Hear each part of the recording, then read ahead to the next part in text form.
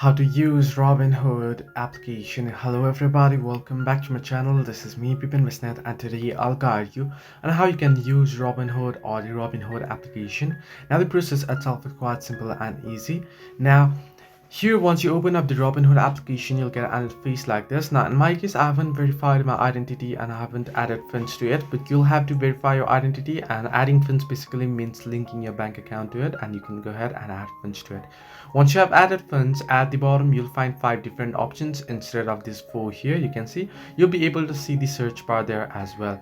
You can use that search bar to head into particular stock, and you'll be able to see the stock statistics bar at the very top once you open up a particular stock.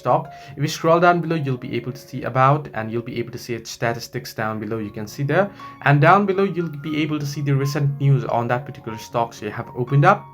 And if you scroll further down below, you'll be able to see analyst ratings and such, and the earnings that you'll be able to see down below. And you can see shareholder question and A's, and down below you can see related list. Now if you are on the stock page here, you'll be able to see various stocks here. You can see cryptos, and you can create your own list as well. Here you'll be able to you can use the crypto to buy.